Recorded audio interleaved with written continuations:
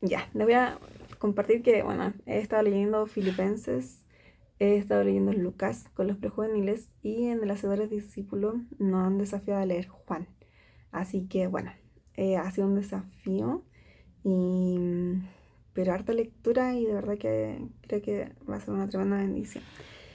Y bueno, les cuento que la carta de Filipenses, una de las cosas que como que me llama así mucho es comprender el gozo del cual hablaba Pablo en los momentos difíciles, porque es una carta que su idea central está en ese regocijo genuino, en ese gozo abundante en medio de lo que yo pueda estar viviendo. Entonces, no era que Pablo como que estuviera todo bien, sino que de partida Pablo estaba en la cárcel, estaba enfrentando problemas en la iglesia porque habían falsos maestros. De hecho, en una parte Pablo lo describe como enemigos de la cruz, ¿cierto? Y que estaban tratando como de corromper el evangelio. Entonces, imagínense, él remando para un lado y teniendo esa oposición del evangelio, igual es fuerte. Sobre todo cuando uno está en el ministerio y es como remar para distintos lados, es complicado.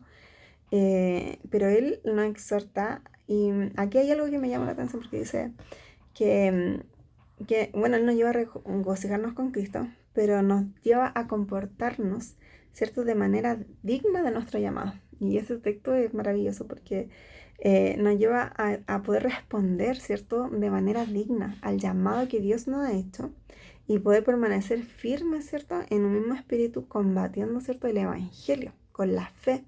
Entonces yo meditaba y yo decía, comportarnos de manera digna de nuestro llamado implica llevar una vida cristiana o ser un cristiano gozoso, ser un cristiano que tenga el gozo en su corazón, en su alma, en su vida.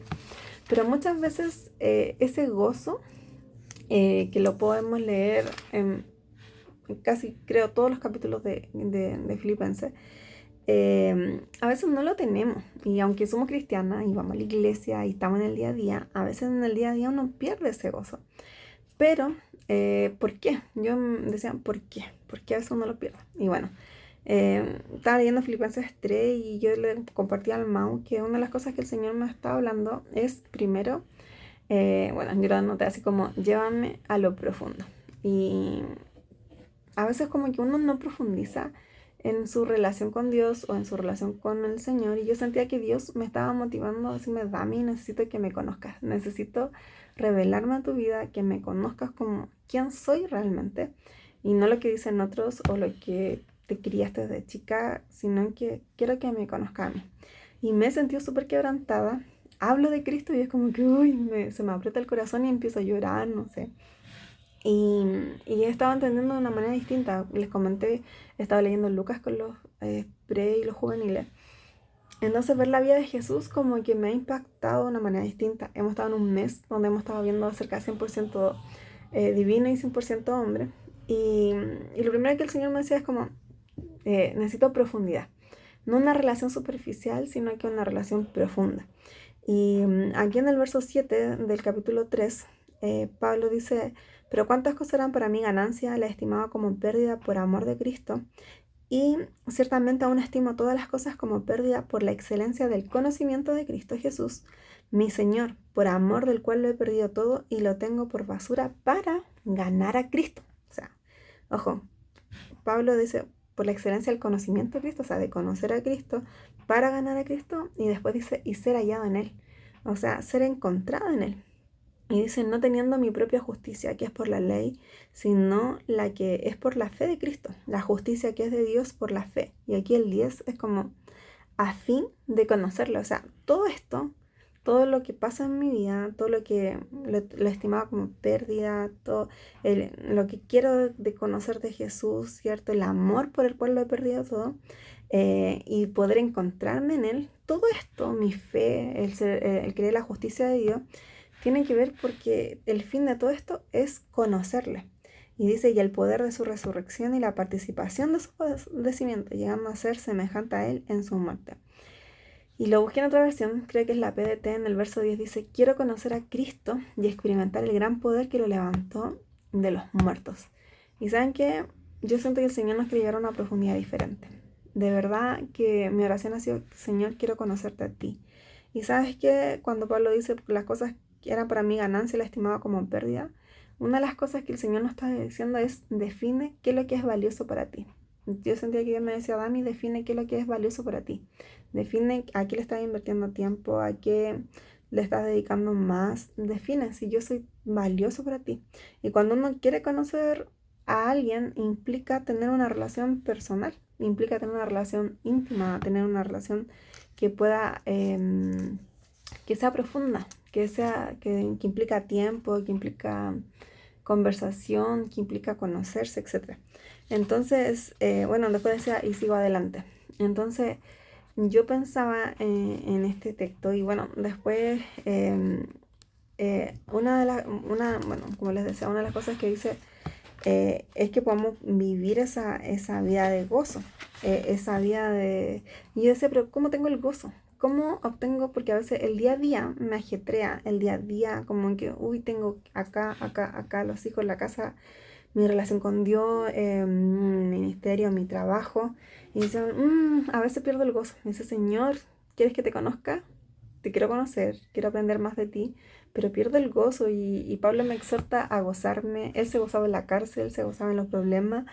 ¿Cómo pudo ser tan gozoso? De hecho, como que hasta me da rabia. Y decía, pero ¿por qué? ¿Cómo lo goza tanto? Porque a veces en el día a día me viene como, uy, ese estrés, o como que a veces quiero controlar las cosas, o no me resultan como quiero, y como que me viene una tensión.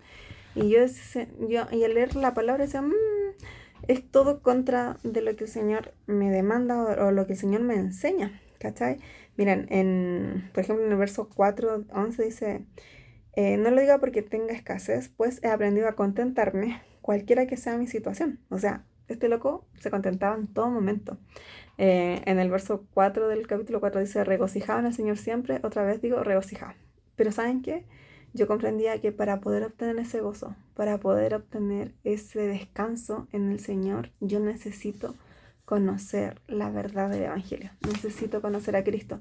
Y ahí me iba a Colosenses 3, que el 1 dice, si pues habéis resucitado con Cristo, necesito nacer a Cristo, buscar las cosas de arriba, donde está Cristo sentado a la diestra de Dios, poner la mira en las cosas de arriba, no en las de la tierra. Dice, porque habéis muerto y vuestra vida está escondida en Cristo, en Dios.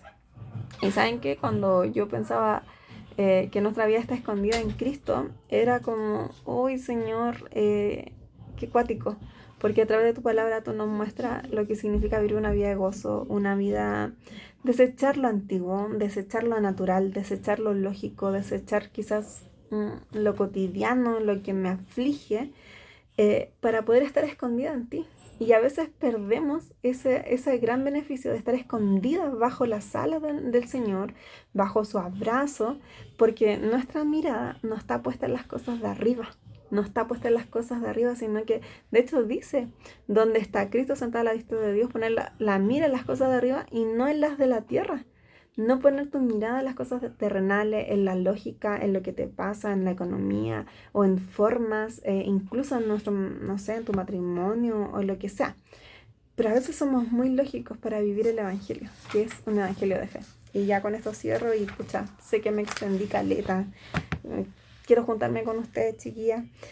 Pero miren, un texto conocido, Hebreos 12.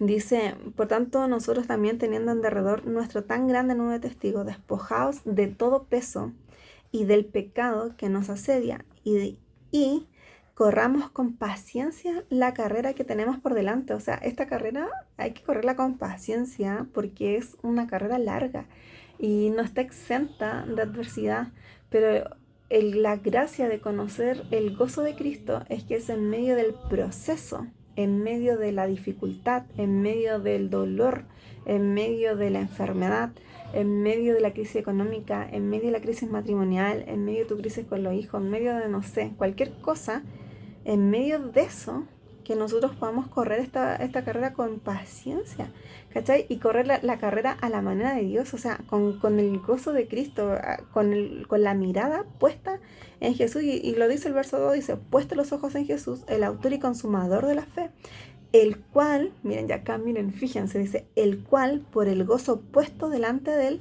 sufrió la cruz. Y aquí me está hablando que Jesús fue con gozo a la cruz. Jesús fue con gozo a padecer dolor, a padecer sufrimiento, y más encima por mí. Y yo a veces me cargo y a lo mejor siento el peso del día a día, bueno, el peso también del pecado, porque a veces entra la queja, entra la amargura, entra el estrés que no viene del Señor, y tantas cosas naturales, terrenales, que las permitimos, ¿cierto?